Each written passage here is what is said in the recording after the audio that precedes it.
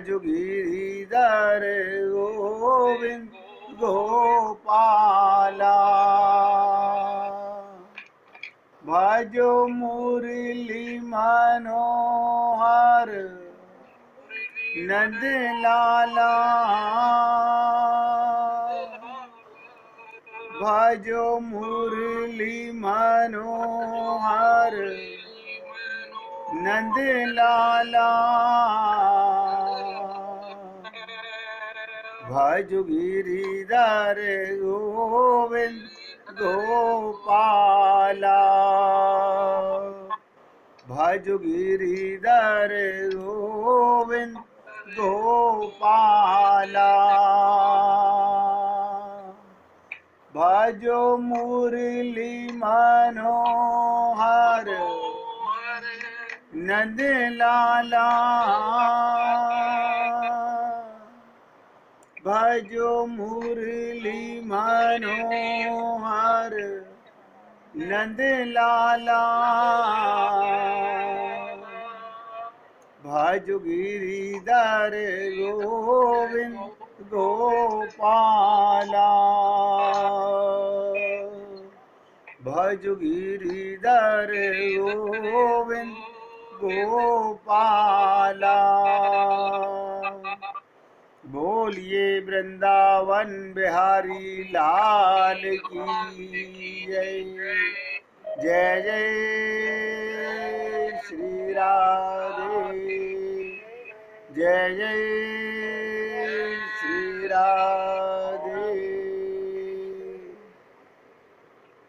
सभी भक्तों से निवेदन, सत्संग के प्रत्येक शब्द को हृदयंगम करने के लिए बहुत एकाग्रचित होकर सुने। एकाग्रचित होने का मतलब मन को अपने बस में करके रखें। आप तो सत्संग सुनना चाहते हैं, लेकिन ये मन इतना बदमाश है कि आपकी प्रेजेंट में भी ये छोड़ के भाग जाता है। आपके साथ चर्चा चल रही थी कि मेरा बंधु कौन, मेरा स्वामी कौन, मेरा मालिक कौन। हमने आपके साथ संसार के रिश्तों के विषय में बताया कि भाई का रिश्ता रामचरितमानस में बाली और रावण का दृष्टांत दिया। भाई के सगे उस समय नहीं हुए, त्रेता युग में। फिर पुत्र रक्षक की बात कही, उसमें भी हमने आपको बताया कि स्वयं भगवान शंकर और कंस ने अपने पिता को राज्य के चक्कर में कारावास में डाल दिया और भगवान शंकर ने अपने पुत्र गणेश की गर्दन काट दी। और कल गणेश जी के विषय में, भगवान शंकर के विषय में बहुत कुछ डिटेल में आपको बताया गया कि भगवान शंकर ने उनको भी स्वयं उन्होंने स्वीकार किया नारद जी के सामने कि मुझ में अहंकार था, काम को मैंने भस्म कर दिया। यहाँ तक ब्रह्मा जी पंचमुखी थे, 5 मुख थे ब्रह्मा जी के, उनकी एक गर्दन भी भगवान शंकर ने ही काटी थी। तो कहने का तात्पर्य, माता पिता के विषय में भी बात आई कि माता पिता के अंदर कैकेयी भी एक माँ थी। उसके ऊपर भी मैंने आपको लीला सुनाई कि भरत जी ने अपनी माँ को क्या कहा कि माँ तुम तो पूरी की पूरी अपनी माँ पर गई हो, लेकिन मेरे पिता दशरथ जी मेरे नाना पर ना जा सके। ये आप लोगों को याद होगा, जो सुना चुका हूँ आपको।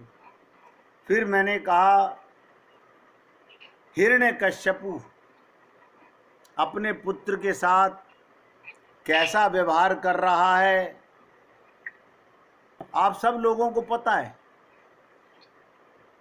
हिरण्यकश्यपु अपने पुत्र के साथ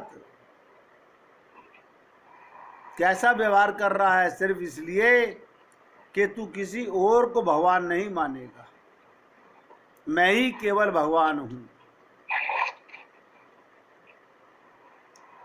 हमने आपसे ये भी निवेदन किया, आज संसार में आप और हम सब लोग बहुत अक्सर सुनने में आता है कि किसी स्त्री ने, किसी कन्या ने किसी बच्चे को जन्म दिया और वो कूड़े के ढेर में डाल के चली गई। बहुत से अपने बच्चों को बेच भी देते हैं। तो आप सोचिएगा, माँ बाप तो वो भी होते हैं, लेकिन क्या कारण है? हमने आपसे ये भी बताया कि आपत्ति आने पर जमीन जायदाद के चक्कर को लेकर भाई भाई का दुश्मन बन जाता है।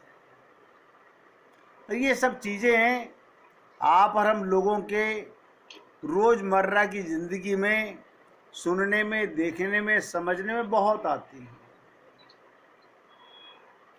इसके उपरांत कल मैंने अंतिम समय में आपसे चलते हुए जिक्र किया कि जब भी घर में किसी बुजुर्ग का शरीर छूट जाता है तो उसके बेटे पोते जो भी इसके चारों तरफ होते हैं वो दो प्रकार का कार्य करते हैं। एक तो आपस में जिक्र करते हैं, कहीं हमारे पिताजी ने ऐसा कोई धन तो नहीं छुपा रखा, किसी को दिया हुआ नहीं है, और आने वाले समाज के सामने विलाप भी करते हैं, अंदर कुछ और बाहर कुछ। ये भी आप और हम सब लोगों को भली प्रकार नजर आता है। आगे भी चर्चा सुनोगे। ये सब चर्चा आपको क्यों बताई जा रही हैं कि सतयुग से लेकर आज तक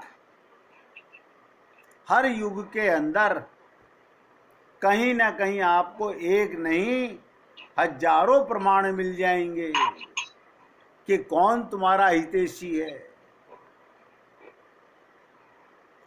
कहते तो आप और हम सब लोग हैं कि राम ही केवल प्रेम प्यारा, लेकिन उतनी परिपक्वता, उतनी दृढ़ता अभी तक भी हृदय में नहीं है।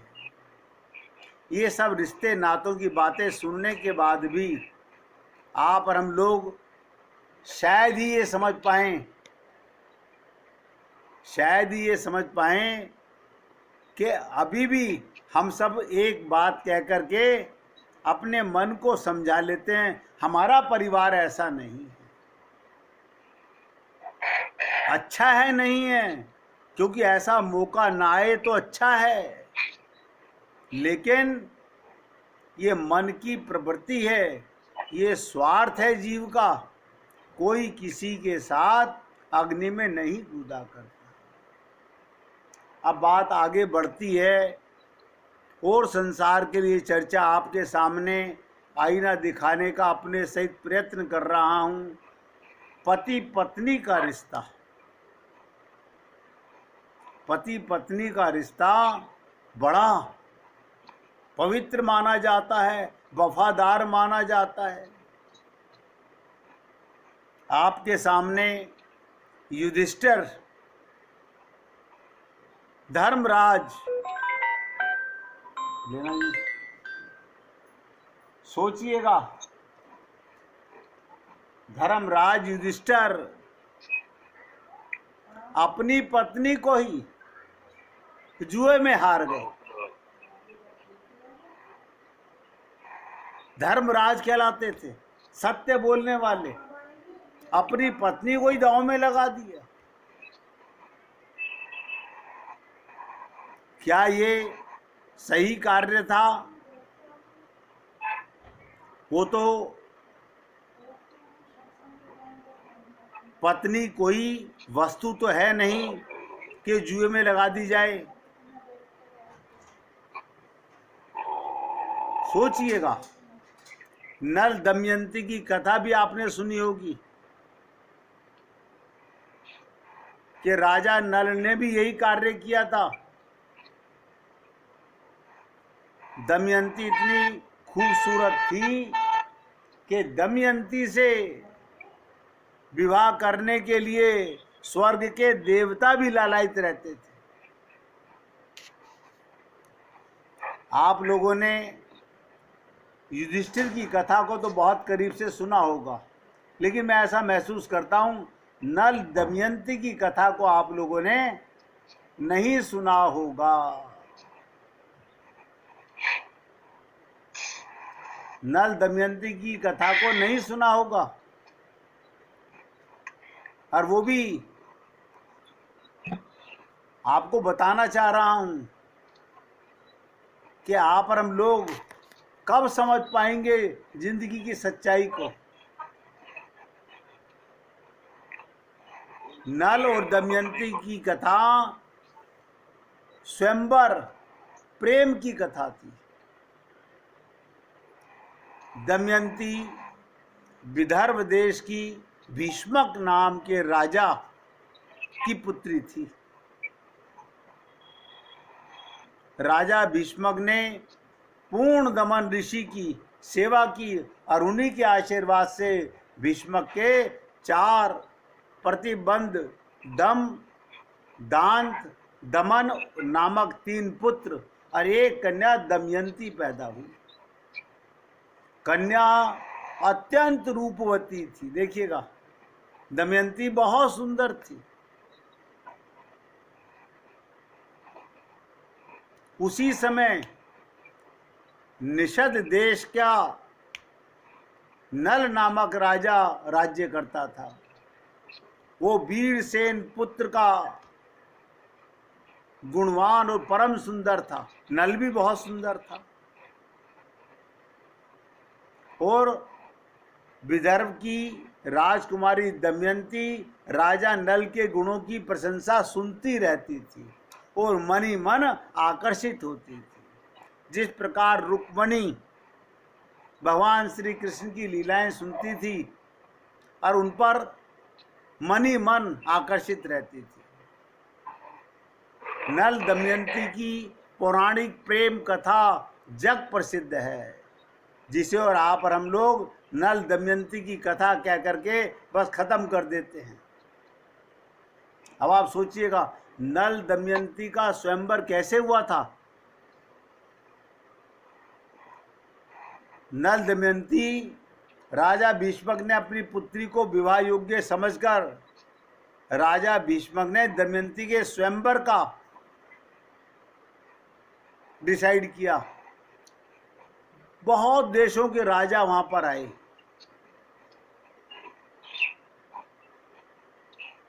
वहां पर इंद्र, देखिएगा,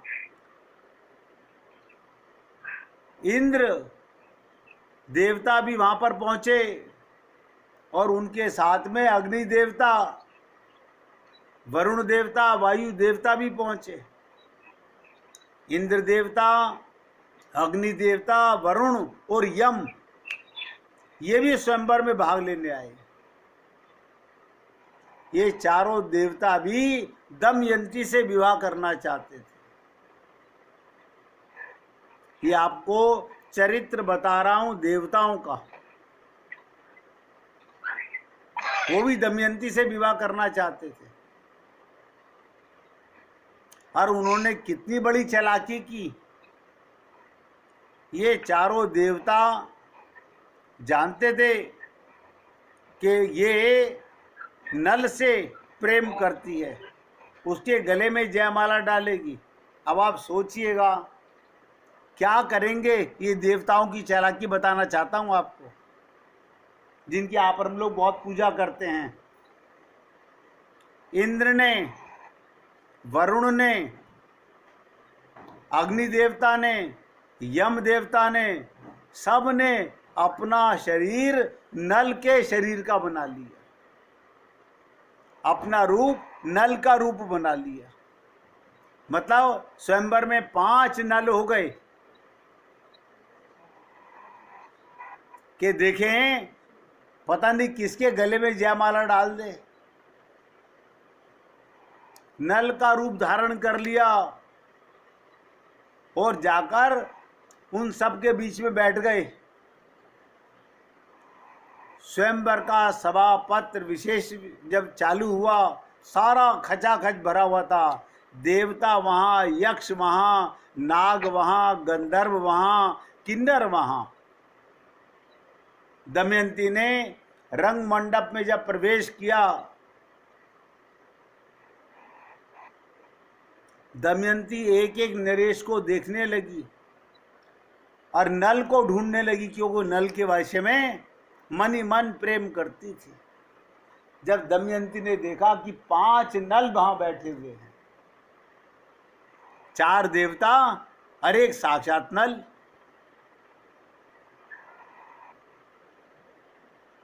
अब वो सोचने लगी, नल वेशधारी 5 लोगों को गौर से देखा, उन्हें ज्ञात हुआ जो देवता नल का रूप धारण करके बैठे हैं। उसने भगवान से प्रार्थना की कि हे केशव, मेरी कठिन परीक्षा है, मैं तो एक नल से विवाह करना चाहती हूँ। यहाँ पर 5-5 नल विराजमान हैं, असली कौन और नकली कौन मैं नहीं समझ सकती। अगर मेरा प्रेम सच्चा है तो आप उस पर कृपा कीजिए। उसी समय भगवान कहते ना, जाकी रही भावना जैसी, प्रभु मूरत देखी तिन जैसी। भगवान ने क्या करा, तुरंत दमयंती की बुद्धि में ये बात भरी कि देवताओं को पसीना नहीं आता, उनकी पलकें नहीं झपकती और उनकी छाया भी नीचे नहीं पड़ती। इतनी कसौटी दी गई। आपको पहले कई बार निवेदन किया, देवताओं को ना भूख लगती है ना प्यास लगती है, उनकी पलकें नहीं झपकती। अब दमयंती को ध्यान आया, इसे कहते हैं सुमिरन, जो विस्मरण में चला गया था देवताओं के विषय में। अब वो देखने लगी, यहाँ 4 देवता ऐसे कौन हैं जो चालाकी से बैठे हुए हैं। जब पहचान लिया दमयंती को, राजा नल पहचान करके चारों देवताओं के गले में वरमाला नहीं डाली और नल के गले में वरमाला डाल दी।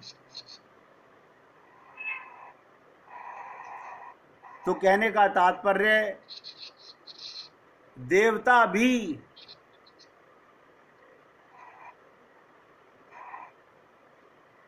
उनका भी ये कैरेक्टर है जिनको हम लोग जानते नहीं हैं, समझते नहीं हैं। लेकिन नल और दमयंती का विवाह होने के बाद उनकी प्रेम परीक्षा शुरू हुई। नल, ध्यान से सुनिएगा, उन्हें भी जुआ खेलने का बहुत शौक था।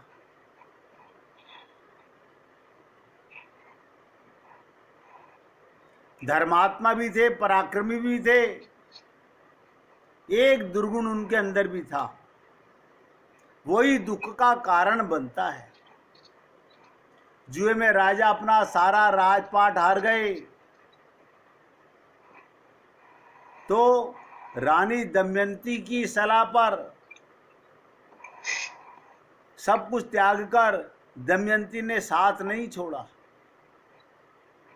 उन्हें देश से निकाला दे दिया गया। 3 दिन तक नगर के बाहर दोनों मियां बीवी बैठे रहे। किसी ने उनकी मदद नहीं की, केवल जल पीकर पत्ते खा करके। क्यों? उस देश के राजा ने ऐलान कर दिया था, कोई इनकी से रक्षा करेगा, सहायता करेगा, उसे मृत्यु दंड दे दिया जाएगा। ऐसी विकट स्थिति में भी दमयंती अपने पति के साथ जंगल में निकल गई। लेकिन नल को अपनी पत्नी का ये दुख बर्दाश्त नहीं हो रहा था। वो बहुत समझाने लगा कि तुम अपने पिता के घर चली जाओ। उसने मना कर दिया, मैं नहीं जाऊंगी। भयानक दुख के साथ एक रात्रि में नल दमयंती को जंगल में निर्वस्त्र छोड़कर भाग गया।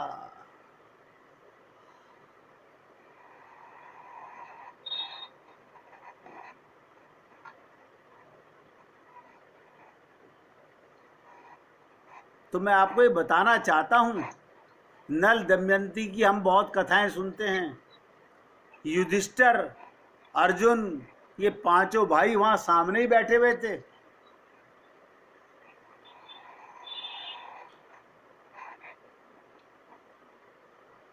इसलिए जो आप और हम लोग संसार के रिश्ते नातों पर इतना रियलाइज करते हैं, अभी हमारी बुद्धि में वो सत्यता का ज्ञान नहीं हो पाता।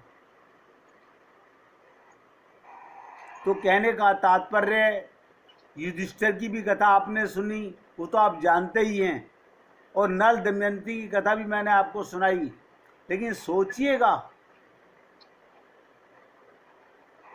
अभी इतना ही और आगे बताता हूं आपको। द्रौपदी का और नल दमयंती की बात मैंने आपको बताई।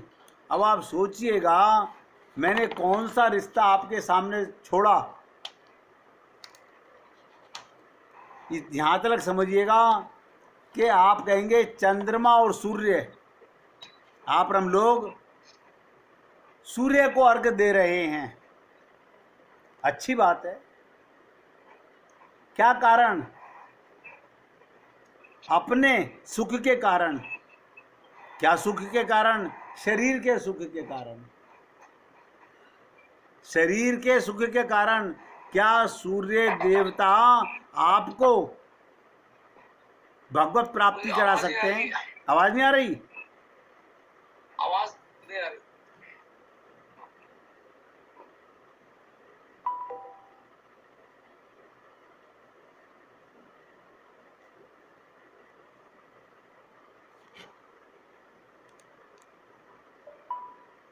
अब आ रही है? अब आ रही है आवाज। अब ध्यान से सुनिएगा। चंद्रमा और सूर्य की भी सुन लीजिएगा। ये देवता है ना, चंद्रमा भी और सूर्य भी, ये दोनों रावण के भी पराधीन हो गए थे और हिरण्यकश्यपु के भी पराधीन हो गए थे और राजा बलि के भी पराधीन हो गए थे। क्या मतलब? रावण के सामने सूर्य हाथ जोड़ के खड़ा रहता था। जो रावण का हुक्म है वो सूर्य को मानना पड़ता था, चंद्रमा को मानना पड़ता था। अब आप सोचिएगा, जो अपनी ही रक्षा नहीं कर सके, आप उनसे, और आप किसकी रक्षा कराना चाह रहे हो? आपको क्योंकि अभी ये ज्ञान नहीं है कि मैं तो अजन्मा और आत्मा हूं, मैं तो भगवान की शरण में सदा से हूं। अपना ज्ञान, तत्व ज्ञान ना होने के कारण आप और हम लोग भगवान को छोड़कर इन देवताओं के चक्कर में चक्की पीसने लगते हैं। ये लीला भी आपने कई बार सुनी होगी। हिरण्यकश्यपु के यहाँ ये चंद्रमा और सूर्य हाथ जोड़ के खड़े हुए हैं, इंद्र को भी गिरफ्तार कर लिया, देवता अपना राज्य छोड़कर भाग गए। राजा बलि के यहाँ तो ये दशा थी कि उसका सिंहासन भी राजा बलि के पास था। यानी स्वर्ग के देवता भी राक्षस से एक बार नहीं, अनेक बार हारे।